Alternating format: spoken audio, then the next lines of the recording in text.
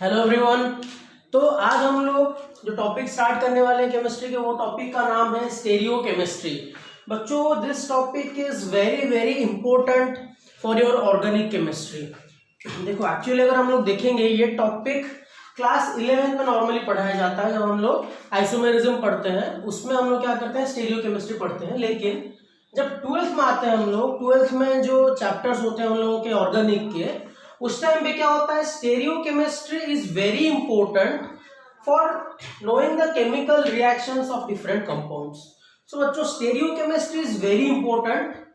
तो कोई कोई बच्चे लोग इसको क्लास 11 में खत्म कर देते हैं, और कहीं कहीं पे क्या होता है, इसको क्लास 12 के लिए बचा के रखते हैं, ताकि जब क्लास 12 स्टार्ट होगा, जैसे कि एल्किल हैलाइड चैप्टर हो गया, बहुत सारे कार्बोक्सिलिक हो गया, एल्डिहाइड हो गया, सब में क्या होगा, स्टेरियो केमिस्ट्री का यूज होगा। स्पेसिफिकली जब हम लोग पढ़ेंगे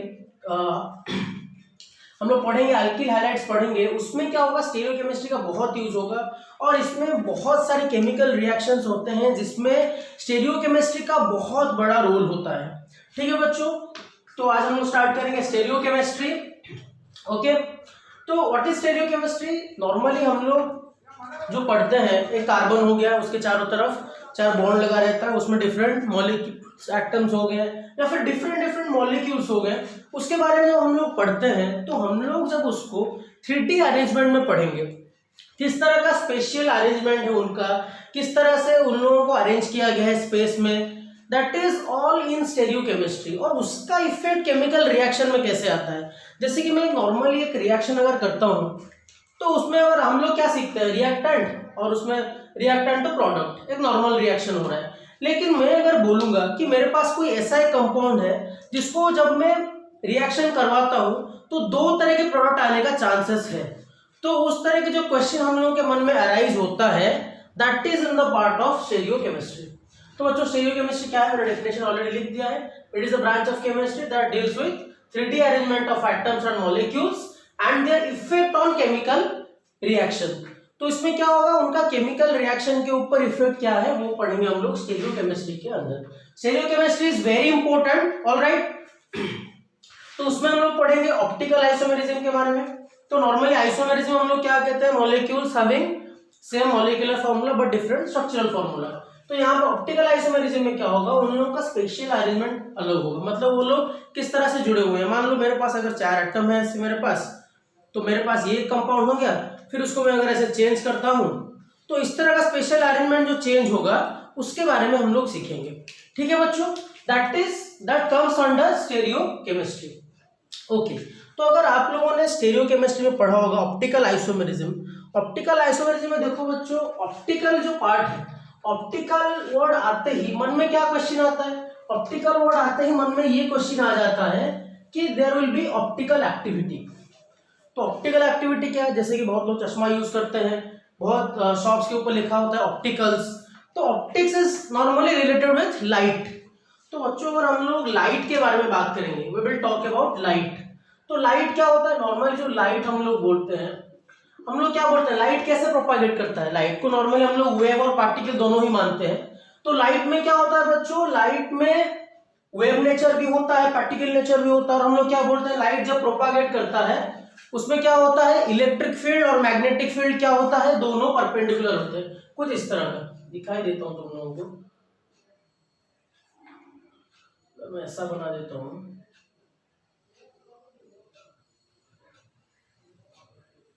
ठीक है।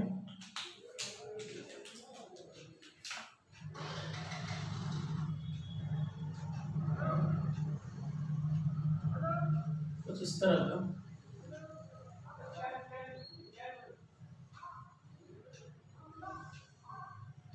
अगर ऐसे कुछ बनाओ, इसको ऐसे दिखा दो,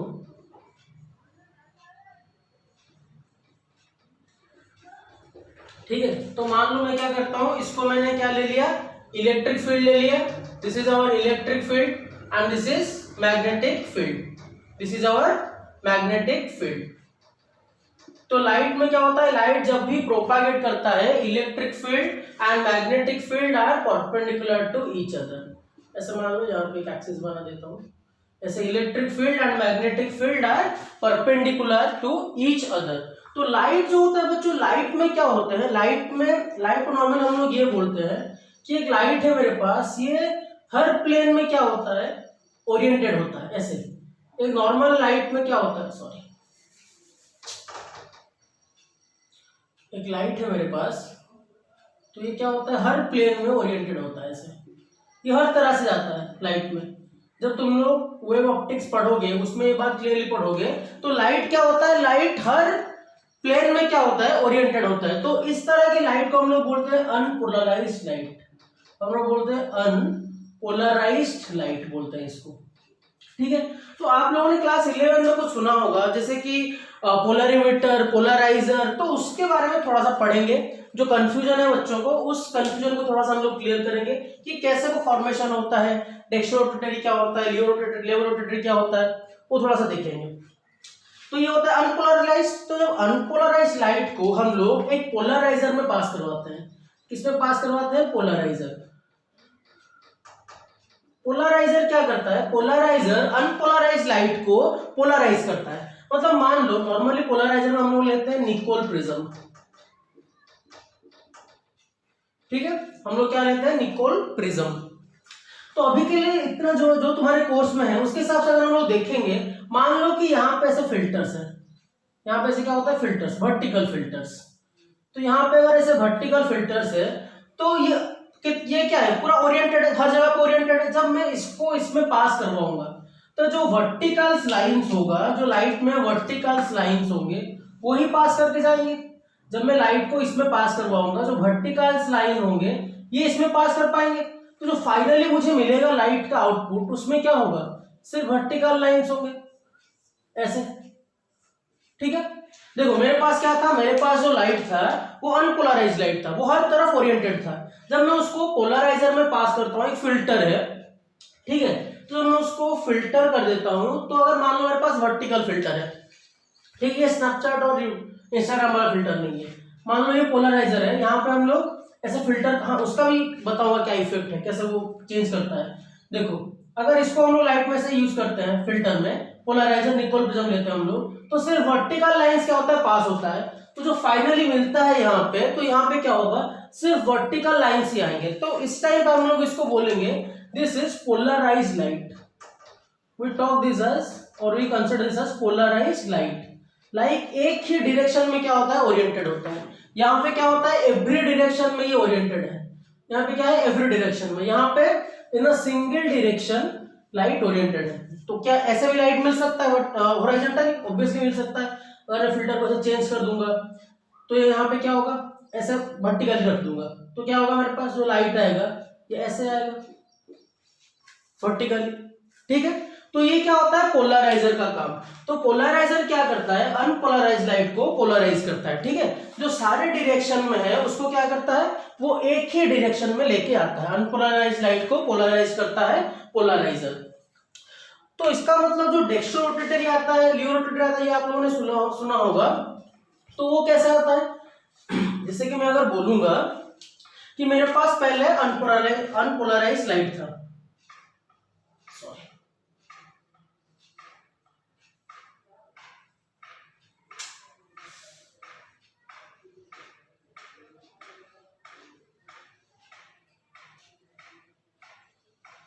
ठीक है, मेरे पास अनपोलराइज्ड लाइट था और मैंने क्या किया, अनपोलराइज्ड लाइट, अब मैंने क्या किया, पोलराइजर यूज कर लिया।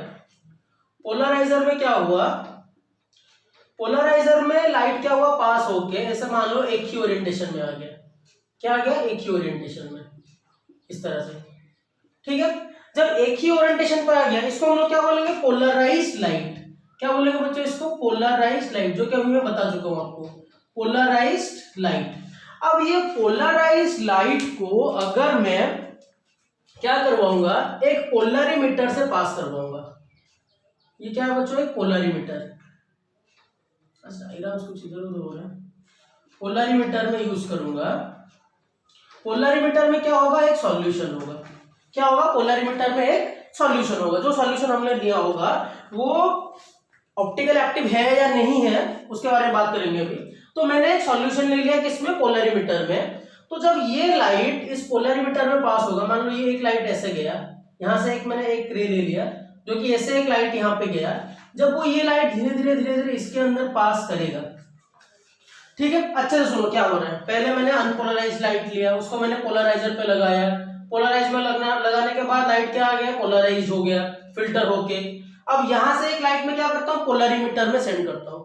तो जब मैं पोलरीमीटर में सेंड करूंगा, अगर ये लाइट, ठीक है, रोटेट होता है, या अगर ये लाइट इसके बाद जाने के बाद ये धीरे धीरे क्या होता है, ऐसे ऐसे ऐसे ऐसे होके अगर ये रोटेट करता है, ये यहाँ पे जाने के बाद जब यहाँ पे आएगा, ये लाइट अगर ये मान लो ऐसे था, नॉर्मली ऐसे था लाइट, अगर ये रोटेट करता है, अगर ये रोटेट करता है, तो हम लोग बोलेंगे ये जो सॉल्यूशन है ये क्या है, ऑप्टिकली एक्टिव है, ठीक है। इफ पोलराइज्ड लाइट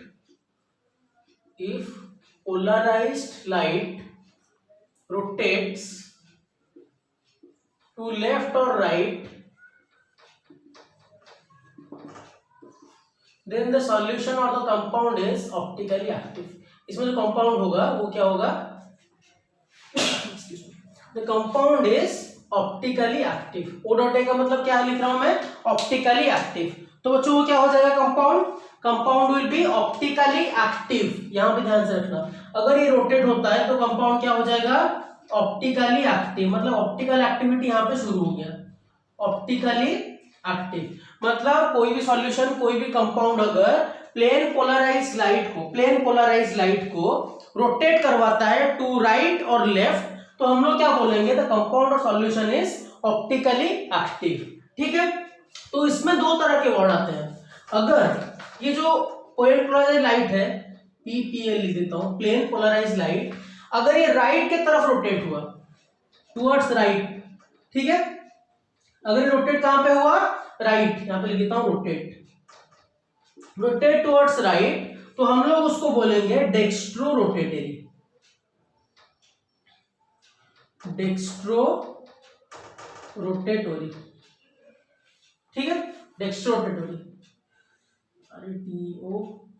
डेक्स्ट्रो रोटेटोरी, ठीक है।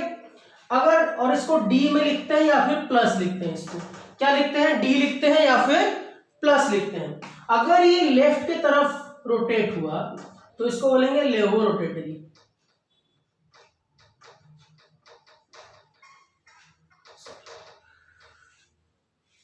ठीक है, ये क्या होगा, लेवो रोटेटरी। इसको हम लोग लिखते हैं एल या फिर माइनस, ठीक है। इसको क्या सिंबलाइज करते हैं, एल और माइनस। देखो बच्चों, यहाँ पे मेरे पास अनपोलराइज्ड लाइट था, मैंने फिल्टर में पास करवाया पोलराइजर में, निकोल प्रिज्म में, तो यहाँ पे क्या हुआ, प्रोड्यूसर मेरे पास पोलराइज्ड लाइट। अब पोलराइज्ड लाइट में से एक रे को लेके मैं क्या किया, मैं उसको पोलरीमीटर में सेंड किया। तो जब भी मैंने पोलरीमीटर में सेंड किया उसको, उसके बाद क्या हुआ, पोलरीमीटर में अगर ऐसे जा रहा है रे, अगर ये ऐसे गया और यहाँ पे ऐसे क्या हुआ, राइट की तरफ रोटेट हो गया, राइट की तरफ, तो मैं बोलूंगा डेक्स्ट्रो रोटेटरी। अगर यहाँ पे ये लेफ्ट की तरफ रोटेट हुआ तो मैं बोलूंगा लेफ्ट रोटेटरी, ठीक है। डी और एल अगर राइट पे हो या फिर लेफ्ट को रोटेट हो रहा है तो कंपाउंड क्या, ऑप्टिकली एक्टिव है। अगर रोटेट नहीं हो पा रहा है, क्या हो पा रहा है, रोटेट अगर नहीं हो पा रहा है तो मैं उसको क्या बोलूंगा, दैट इज ऑप्टिकली इनएक्टिव। अगर रोटेट हो रहा है तो ऑप्टिकली एक्टिव, अगर नहीं हो पा रहा है तो क्या होगा, ऑप्टिकली इनएक्टिव होगा। वेरी सिंपल बच्चों, ओके। तो ये ऑप्टिकल एक्टिविटी आता कहां से है, I hope this is very clear to you, कौन सा क्या है आप इजीली समझ गए होंगे, ठीक है। इसको अच्छे से देख लो, इसका डायग्राम बनाओ तो इजी में समझ में आ जाएगा, ठीक है, ओके। तो अगर मैं बोलूंगा ये ऑप्टिकल एक्टिविटी कहां से आता है, तो अगर ऑप्टिकल एक्टिविटी के बारे में बोलूंगा मैं, तो ऑप्टिकल एक्टिविटी क्या होता है, जैसे कि मैं कार्बन के बारे में बोलूंगा। ऑप्टिकल एक्टिविटी से पहले मैं बोलता हूं कायरल कार्बन क्या है, व्हाट इज कायरल कार्बन, ठीक है, कायरल कार्बन। तो सिंपली शॉर्ट में डेफिनेशन लिखवाता हूं कि अगर एक कार्बन एटम, ठीक है, एक कार्बन एटम अगर 4 डिफरेंट ग्रुप के साथ जुड़ा हुआ हो, क्या हुआ हो, 4 डिफरेंट ग्रुप्स के साथ जुड़ा हुआ हो, ठीक है, तो उसको हम लोग क्या बोलेंगे कायरल कार्बन। हम लोग क्या बोलेंगे, that is known as chiral carbon. और उसको हम लोग बोलते हैं स्टेरियोजेनिक सेंटर। इससे रिलेटेड जेई में एक क्वेश्चन आया था, एक कंपाउंड के बारे में पूछ दिया था और पूछा था कि उसमें कितने कायरल कार्बन है बताओ, तो इसका मतलब वहां पे जितने भी कार्बन एटम्स होंगे उसमें आप लोग ढूंढो कि कौन से कार्बन एटम में 4 डिफरेंट ग्रुप्स लगे हुए हैं, उतने ही नंबर ऑफ क्या हो जाएगा स्टेरियोजेनिक सेंटर या फिर कायरल कार्बन सेंटर मिल जाएगा आप लोगों को। तो इसको हम लोग बोलते हैं स्टेरियोजेनिक सेंटर। ठीक है बच्चों, अगर एक कार्बन 4 डिफरेंट ग्रुप के साथ लगा हुआ हो तो उसको हम लोग बोलते हैं कायरल कार्बन। ठीक है, अगर डिफरेंट ग्रुप्स ना हो, ठीक है, अगर डिफरेंट ग्रुप्स ना हो तो उसको हम लोग क्या बोलेंगे, डिफरेंट ग्रुप्स ना हो, नो डिफरेंट ग्रुप, तो इसलिए उसको हम लोग क्या बोलेंगे, अकायरल कार्बन, एकायरल कार्बन। ठीक है, उसको हम लोग बोलेंगे एकायरल कार्बन। अगर 4 डिफरेंट ग्रुप से लगाओ तो वो होगा कायरल कार्बन। जैसे कि मैं यहां पे बोलूंगा, मैं आपको एग्जांपल समझा देता हूं। देखो, मान लो यहाँ पे मेरे पास बीच में कार्बन है, ठीक है, मेरे पास 4 मार्कर है, green, red, blue and black. तो मान लो बीच में मेरा कार्बन है, ठीक है, एक सेकेंड,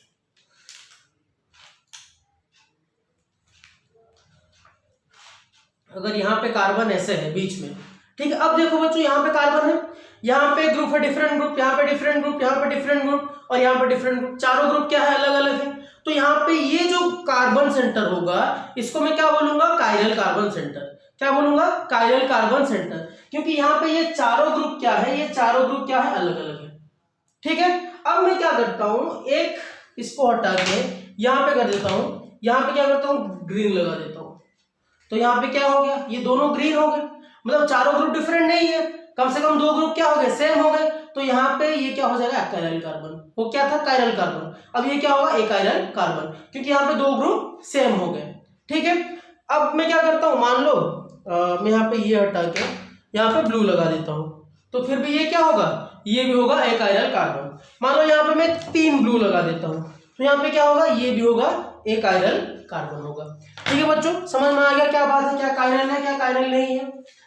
तो कायरल और अकायरल जो कंपाउंड एक ऑप्टिकल एक्टिव होता है या नहीं होता है, उसके लिए हम लोगों को क्या होता है, प्लेन ऑफ सिमेट्री देखना होगा।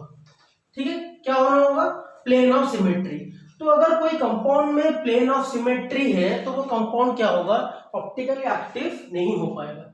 ठीक है, अगर प्लेन ऑफ सिमेट्री है तो प्लेन ऑफ सिमेट्री बच्चों कैसे पता करोगे आप लोग, what is plane of symmetry, इसको आप लोग कैसे डिसाइड करोगे। ये तो पता चल गया आप लोगों को कायरल कार्बन क्या है, अकायरल कार्बन क्या है। जैसे कि मैं एग्जांपल ले लेता हूँ, यहाँ पे C है, यहाँ पे मान लो H है, यहाँ पे CH3, यहाँ पे C2H5 और यहाँ पे Cl। तो ये क्या हो गया, दिस इज कायरल कार्बन। ये कार्बन क्या हो गया, कायरल कार्बन। ठीक है, तो अगर ये सेम कंपाउंड को मैं ऐसे कर देता हूँ, सेम कंपाउंड C है, सेम कंपाउंड है, डिफरेंट करते हैं, यहाँ पे CH3 कर देते हैं, यहाँ पे C2H5 कर देते हैं, यहाँ पे Cl और यहाँ पे Cl, तो यहाँ पे क्या होगा, ये होगा अकायरल कार्बन। ठीक है, यहाँ पे क्या होगा, एकायरल कार्बन होगा। देखो बच्चों, प्लेन ऑफ सिमेट्री क्या है, प्लेन ऑफ सिमेट्री आप एक इमेजिनरी प्लेन सोचो, एक कंपाउंड को, जैसे कि मैं बोलूंगा, मान लो मेरे पास, अच्छा और एक बात मैं बताऊंगा, वो थोड़ा सा बाद में देखेंगे, आपको 2 टर्म्स के बारे में बोलूंगा, सुपर इम्पोजेबल और नॉन सुपर इम्पोजेबल क्या होते हैं। ठीक है, व्हाट इज सुपर इम्पोजेबल और what is non super imposable. तो मैं आपको एग्जांपल से समझा देता हूँ, ये दोनों टर्म्स आपको मतलब समझ में आना चाहिए। जैसे कि ये मेरे दोनों हाथ है मेरा, ठीक है, दोनों हाथ है, तो मैं अगर यहाँ पे बीच में एक मिरर रखूंगा, सोचो यहाँ पे बीच में एक मिरर है, दोनों मिरर के साइड में क्या है, मेरा 2 हाथ है, तो इसका मिरर इमेज क्या होगा, ये होगा, इसका मिरर इमेज ये मेरा हाथ होगा। तो अब मैं क्या करूंगा, दोनों मिरर इमेज को आपस में एक के ऊपर एक रखूंगा, तो ये दोनों क्या हो रहा है, सेम नहीं हो रहा है, अलग अलग लग रहा है, देख पा रहे हो ना, अलग अलग लग रहा है। तो ये क्या होगा, this is known as non superimposable mirror images. Mirror images की बात अलग है, कोई भी 2 अगर मेरे पास इमेज है उसको मैं एक के ऊपर एक रखता हूं तो वो क्या होता है, अगर सेम नहीं होता है तो उसको हम लोग बोलेंगे non superimposable mirror images. अगर ये मान लो ये ऐसे है और मैं इसका मिरर इमेज को ऐसे घुमा देता हूँ, ठीक है, इसके मिरर इमेज को ऐसे घुमा देता हूँ, ये ऐसे था, इसको ऐसे रोटेट करवा देता हूँ, अब इसके ऊपर इसको रखूंगा, तो ये क्या हो गया, अभी सुपर इम्पोजेबल हो गया। ठीक है, दोनों एक ही हो गए, सुपर इम्पोजेबल बन गया। अभी पहले क्या था, सुपर, ये क्या, नॉन सुपर इम्पोजेबल।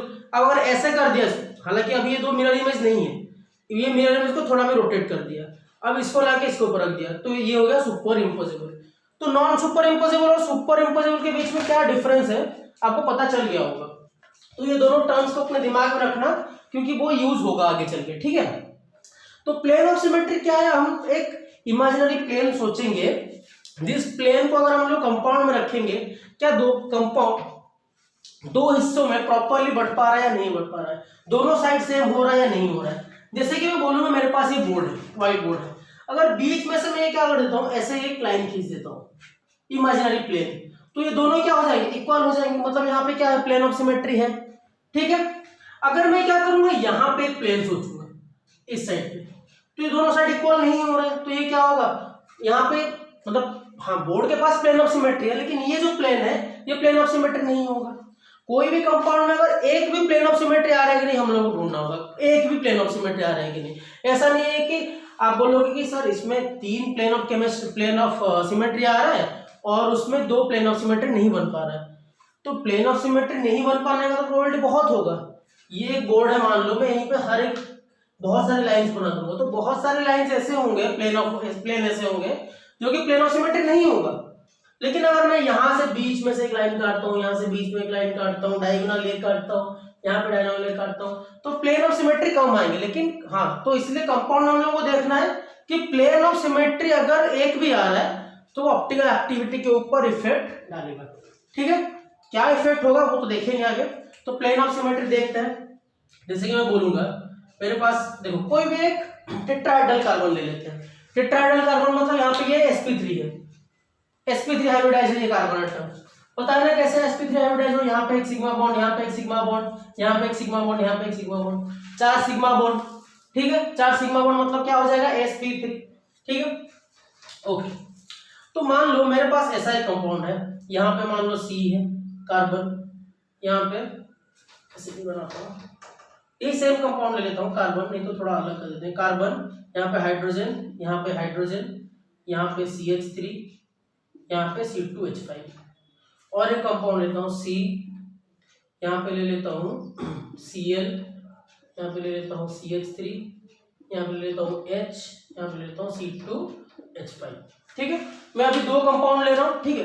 देखो अभी 2 कंपाउंड में क्या करता हूँ, अगर मान लो एक प्लेन ऐसा है, एक प्लेन में यहाँ पे ले रहा हूँ इस वाले प्लेन पे, ठीक है।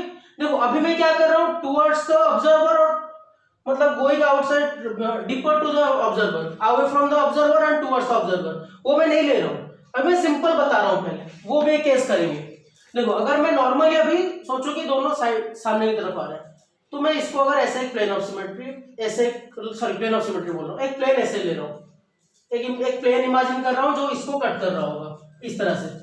तो ऊपर CH3 है, नीचे C2H5 है, दोनों क्या है, सिमेट्रिक नहीं है, तो ये क्या होगा, प्लेन ऑफ सिमेट्री नहीं होगा।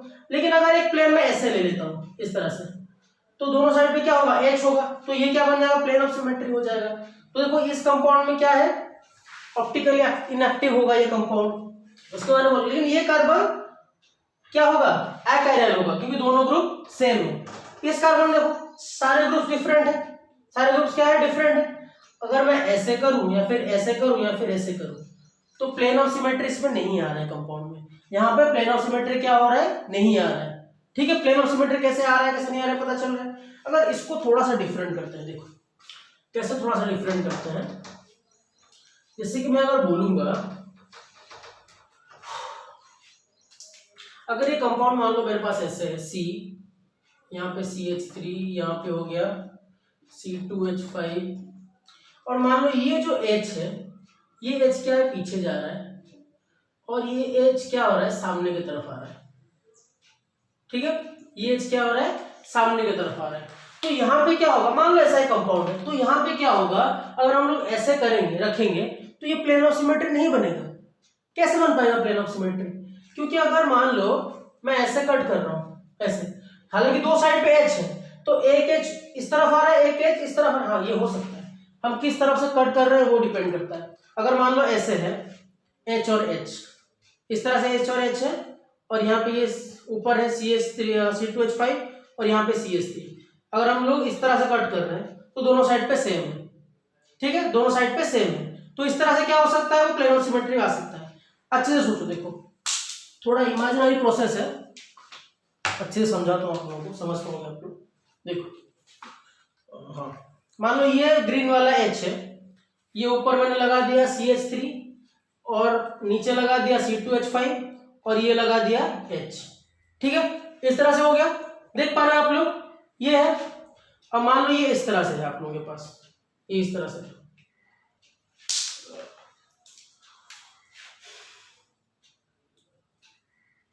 ये आपके तरफ आ रहा है H और ये H क्या हो रहा है, ये पीछे जा रहा है H। ठीक है, आपको दिख रहा है इस तरह से, ये H सामने की तरफ आ रहा है, ये मैंने CH3 कर दिया, ये C2H5, सॉरी ये CH3 ये C2H5 कर दिया और ये एक H पीछे जा रहा है, ये एक H पीछे आ रहा है ऐसे।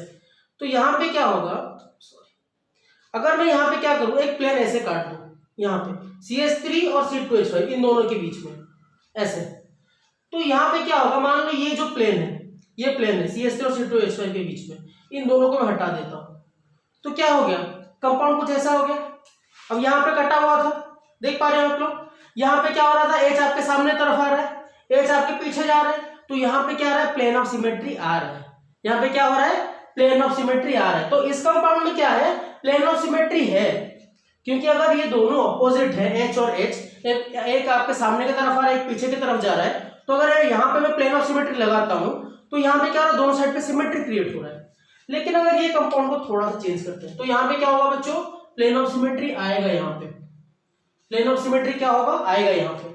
लेकिन अगर मैं इसको थोड़ा चेंज करता हूँ, मेरे को देखते हैं, ये CH3 कर देता हूँ मान लो, और H को क्या कर रहा हूँ, यहाँ पे मैं इस तरह से सामने की तरफ ला रहा हूँ, C2H5 को पीछे की तरफ ले रहा हूँ। ठीक है, और एक काम करते हैं, इसको भी पीछे की तरफ ले रहे हैं H को। ठीक है, H को क्या कर रहे हैं, H को भी पीछे की तरफ ले रहे हैं, ऐसे कर देते हैं, दोनों ही, एक पीछे आएगा तो एक भी आएगा, कोई भी एक आगे ले लो, एक H, दोनों H को पीछे ले लेते हैं, इसको आगे रख देते हैं। मान लो ऐसा एक कंपाउंड है, दोनों H को पीछे की तरफ ले रहे हैं हम लोग, फॉर एग्जाम्पल ले रहा हूं मैं, हम लोग पर्टिकुलर एग्जाम्पल लेंगे, ऐसे है मान लो ऐसे, और ये भी क्या हो रहा है, CH3 है और ये क्या है, C2H5 आ रहा है यहाँ पे। ठीक है, ये दोनों के साथ ऐसे ऐसे, तो यहाँ पे भी कट करूंगा तो क्या होगा, दोनों क्या आ रहे हैं, पीछे की तरफ आ रहे हैं। ठीक है, देखो यहाँ ऐसे, मान लो ये पीछे की तरफ जा रहे थे, तो यहाँ पे कट करूंगा तो क्या होगा, दोनों क्या होगा, सिमेट्रिक होगा। समझ में आ रहा है, दोनों क्या होगा, सिमेट्रिक होगा। तो ऐसे ही आप लोग क्या करो, खुद से 3-4 एग्जाम्पल बनाओ, नहीं तो मैं नेक्स्ट क्लास में क्या करूंगा, कुछ अच्छे एग्जाम्पल्स लाऊंगा, जिस एग्जाम्पल से हम लोग क्या कर सकते हैं, चेक कर सकते हैं किसमें प्लेन ऑफ सिमेट्री है, किसमें प्लेन ऑफ सिमेट्री नहीं है।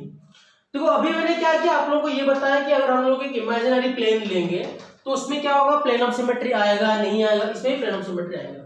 यहाँ पे ऐसे कट करेंगे, ये सिचुएशन ऐसे दिखा रहा हूं मैं, तो इसको अगर अच्छे से करेंगे तो समझ में आ जाएगा आप लोग।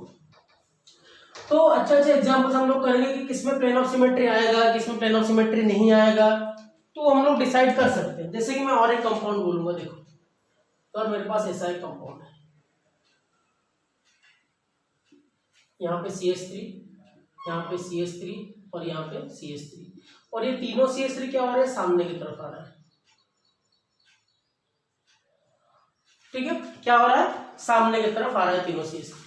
तो यहाँ पे अगर मैं ऐसे करूंगा, कट करूंगा एक प्लेन ऑफ सिमेट्री, तो क्या होगा, देखो अगर मैं दोनों साइड से कट कर देता हूं, अच्छे से इमेजिन करो, ये एक प्लेन है, ये एक प्लेन है, यहाँ पे जो ये CH3 है ये क्या हो रहा है, ऐसे सामने की तरफ आ रहा है, यहाँ पे जो CH3 होगा ये भी क्या होगा, ऐसे सामने की तरफ आ रहा है, तो ये क्या हो जाएगा, ये दोनों, ये प्लेन ऑफ सिमेट्री बन जाएगा ये वाला। क्योंकि अगर मैं यहाँ से कट करता हूँ, ये CH3 सामने की तरफ आ रहा है और ये CH3 भी सामने की तरफ आ रहा है, तो दोनों क्या होगा, प्लेन ऑफ सिमेट्री हो गया। मतलब यहाँ ये लाइन क्या होगा, प्लेन ऑफ सिमेट्री होगा, इसमें प्लेन ऑफ सिमेट्री है। अगर मान लो ये CH3 से सामने की तरफ आ रहा था और ये CH3 से पीछे की तरफ जा रहा होता, अगर मैं इसको ऐसे बना देता, इस तरह से बना देता, तो यहाँ पे क्या होता, ये प्लेन के लिए यहाँ पे CH3 ऐसे जा रहा है, लेकिन यहाँ पे CH3 क्या हो रहा है, ऐसे जा रहा है, तो यहाँ पे क्या होता है, ये बन नहीं पाता। ठीक है, लेकिन अगर मैं देखो, बहुत अच्छा एग्जाम्पल, अब ये मान लो सामने की तरफ है, ये क्या है, सामने की तरफ है, ये तीनों सामने की तरफ है, यहाँ पे अगर मैं खींचता हूँ ये दोनों साइड क्या होगा, सिमेट्रिक हो गया, तो प्लेन ऑफ सिमेट्री है। तो अगर मैं इस तरह से भी एक लाइन खींचूंगा तो फिर भी सिमेट्रिक होगा। कैसे इमेजिन करो, ये साइड ये CH3 ऊपर आ रहा है, ये CH3 भी ऊपर आएगा, तो प्लेन ऑफ सिमेट्री तो है। तो अगर मैं यहाँ पे लगा देता हूँ ऐसे एक लाइन, तो यहाँ पे भी सिमेट्रिक होगा। देखो ये अदर साइड, ये लाइन के लिए तो ये साइड और ये साइड क्या है, सिमेट्रिक है, दोनों ही सिमेट्रिक है। समझ में आ रहा है ना। लेकिन अगर ये केस में मैं क्या करता, देखो इसको थोड़ा सा चेंज कर रहे हम लोग, ये बेंजीन है मान लो मेरे पास, ये CH3 मान लो सामने की तरफ आ रहा है, ये CH3 भी सामने की तरफ आ रहा है, कुछ ज्यादा ही बना होगा, ठीक है, इसको ऐसे डार्क करना है। ये CH3 भी क्या हो रहा है, सामने की तरफ आ रहा है,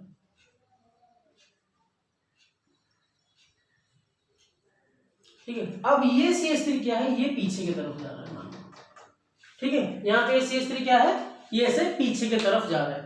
तो अगर मैं यहाँ पे क्या करूंगा, यहाँ पे ऐसे लाइन खींचूंगा तो ये प्लेन ऑफ सिमेट्री नहीं होगा। अभी आप लोगों को बताया, कैसे बताया, देखो इस लाइन के हिसाब से देखो, ये जो हाफ पार्ट है, दिस पार्ट, यहाँ पे CH3 ऊपर आ रहा है, ये जो हाफ पार्ट है यहाँ पे CH3 क्या आ रहा है, पीछे जा रहा है, ठीक है, तो प्लेन ऑफ सिमेट्री नहीं आ रहा है। लेकिन अगर मैं क्या करूं, अच्छा अगर मैं इस तरह से भी लाइन खींचता हूं, इस तरह से, तो तब भी प्लेन ऑफ सिमेट्री नहीं आ रहा है। कैसे नहीं आ रहा है, देखो अगर मैं ऐसे डिवाइड कर लिया, यहाँ पे जो CH3 ये देखो ऐसा बना हुआ है, यहाँ पे भी ये ऐसा बना हुआ है, यहाँ पे जो CH3 है ये ऐसे पीछे जा रहा है, ये CH3 क्या हो रहा है, आगे आ रहा है, तो यहाँ पे प्लेन ऑफ सिमेट्री नहीं बन रहा है। लेकिन अगर यहाँ पे मैं क्या करूं, ये लाइन खींच दूं, प्लेन ऑफ सिमेट्री, ये प्लेन ऑफ सिमेट्री इमेजिन करो, कहां पे है बच्चों, यहाँ पे, यहाँ, तो क्या हो रहा है, ये हाफ के लिए फॉर दिस हाफ CH3 क्या हो रहा है, सामने आ रहा है, फॉर दिस हाफ CH3 क्या हो रहा है, सामने आ रहा है, तो दोनों क्या हो रहा है, प्लेन ऑफ सिमेट्री बन पा रहा है। तो चेक करो कि प्लेन ऑफ सिमेट्री कहां पे आ रहा है, प्लेन ऑफ सिमेट्री कहां पे नहीं आ रहा है, इसको चेक करना है आप लोगों को, ठीक है। तो आई होप कि ये एग्जांपल आपको समझ में आ गया होगा। और तो कैसे हम लोगों ने देखा कि पोलरिमीटर में कैसे यूज होता है और कैसे प्लेन पोलराइज्ड लाइट फॉर्मेशन होता है और ऑप्टिकल एक्टिविटी क्या है, प्लेन ऑफ सिमेट्री के बारे में हम लोगों ने कुछ देखा, कायरल कार्बन के बारे में हम लोगों ने देखा। अच्छा ये बताओ बच्चों, ये जो कार्बन है ये कायरल है कि नहीं, दिस कार्बन इज कायरल और नॉट, सोच के बताओ, दिस कार्बन इज कायरल और नॉट। देखो यहां पे इस कार्बन को देखो, इस कार्बन के साथ क्या क्या ग्रुप जुड़ा हुआ है, CH3 ग्रुप, यहाँ पे कौन सा ग्रुप जुड़ा हुआ है, CH2 ग्रुप, कौन सा ग्रुप है, CH2 ग्रुप, यहाँ पे क्या होगा, हाइड्रोजन होगा, यहाँ पे H, यहाँ पे CH2, यहाँ पे भी क्या है, CH2 है। तो ये देखो, ये CH2 ग्रुप, ये CH2 ग्रुप, दोनों क्या हो रहा है, सेम हो रहा है, तो ये जो कार्बन होगा ये एकाइरल कार्बन होगा। समझ में आ रहा है ना। देखो 3 बॉन्ड है, यहाँ पे और एक हाइड्रोजन भी तो होगा ना, ये CH3 ग्रुप है, ये CH2 ग्रुप है, ये यहाँ पे CH2 ग्रुप, यहाँ पे CH2 ग्रुप, दोनों ग्रुप सेम हो गए।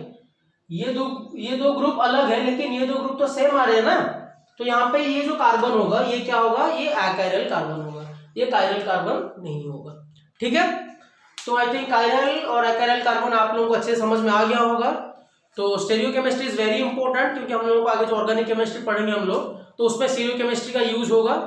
तो इसको अच्छे से रिवाइज करो और आपके जो 11th में आप लोगों ने जो भी पढ़ा हुआ है उसको भी आप लोग थोड़ा सा रिवाइज करते रहो। जो 11th में पहली बार भी देख रहे हैं उसके लिए वो लोग ये वीडियो को देख सकते हैं, क्योंकि उन लोगों को मैं स्पेसिफिकली उन लोगों के लिए जब मैं आइसोमेरिज्म चैप्टर स्टार्ट करूंगा, ये चैप्टर उन लोगों को फिर से मैं पढ़ाऊंगा ये पोर्शन।